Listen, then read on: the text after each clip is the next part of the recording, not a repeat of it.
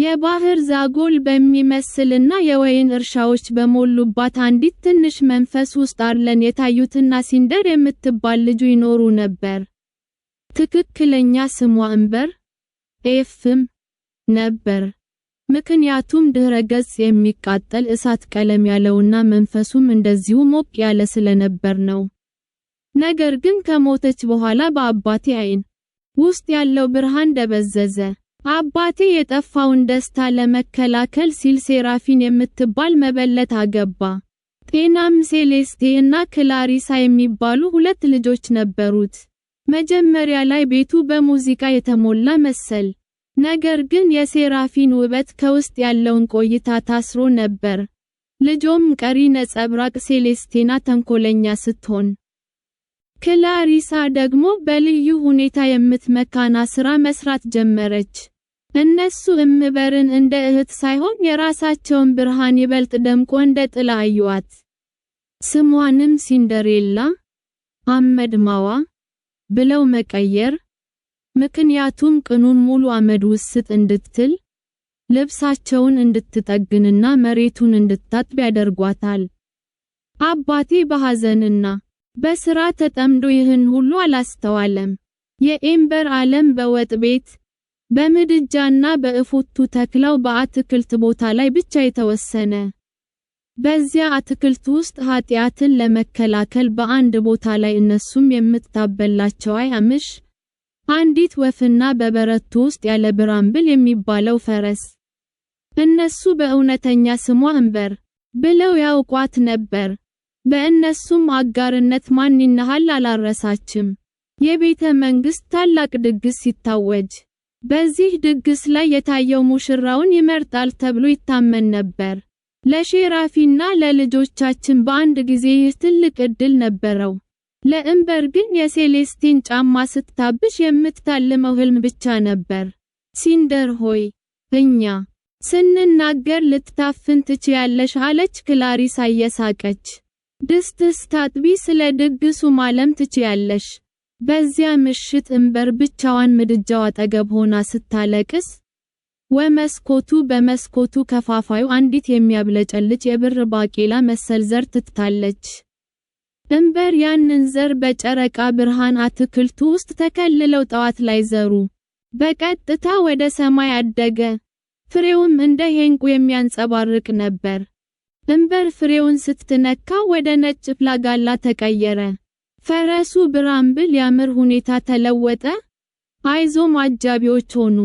ነገር ግን ይህ በዱላ የሚደረግ አስማት።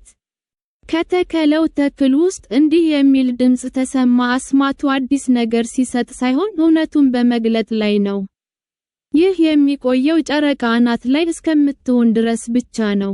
እንዳለሽው ሂሮ፣ ማንነትሽን ደብቀሽ ሳይሆን እውነተኛዋን እምበር ሆነሽ የፎቶሂ የተቀደደው ልብ ውስጥ ጠፋና በምትኩ የጸጉት ቀለም የሚመስል ጥልቅ ልብስ ቀይ ተተካ። እግያው ላይ የነበሩት ጫማዎች ከመስታወት ሳይሆን ሕያው ከሆነ እንጨትና ለእግኝት የተመቻቹት። ፈቃድ ወደ ሌላ ሰው አልተቀየረም። ማንነቴ ተገለጠ። በቤተ መንግስት ውስጥ እንቆቅልሽ ነበረች። እንደ ሌሎች መኳንንት አልነበረኝም። የህይወት እውነተኛ ትመስል ነበር። በሰው ሰራሽ ፈገግታዎች ተሰልችቶ የነበረ ሰው ቃሲያን ደነገጠ።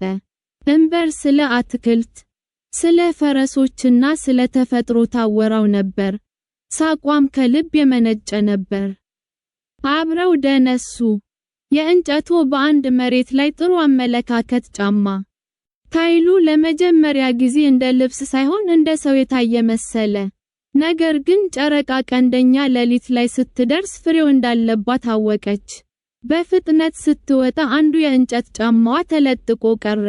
ወደ ቀጣይ ሳትመለከት በማግስቱ ጽሑፍሉ የእንጨት ጫማው እግዴ ላይ የሚገጥማትን ሴት እንደሚያስገባ አወጀ። ይህ ጫማው ስለሚገጥማት ብቻ ሳይሆን እውነቱን በግልጽ የለበሰችውን ሴት ስለፈለገ።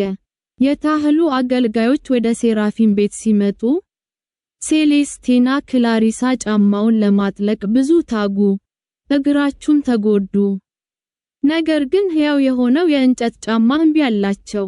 ከወጥ ቤቱ ውስጥ አንድ ዝምተኛ ድምፅ እኔም ልሞክር አለ። ሴራፊን በንቀት ሳቀ። እንደ አመድማዋ ከዚህ በላይ አታዋርጅን አለች። ነገር ግን አገልጋዩ በእምበር ፊት ላይ ያለውን ቆራጥነት አይቶ እንድትሞክር የፈቀደላት። እግርን ታጥባ ጫማውን ስታድርት ጫማው ወዲያውኑ ለእግኝት ልክ ሆነ። እንጨቱን በትኩስ ተሞልቶ ግዲያን አቀፈው። በዝምታ ገብቶ የነበረው ሰው ወደፊት መጣ።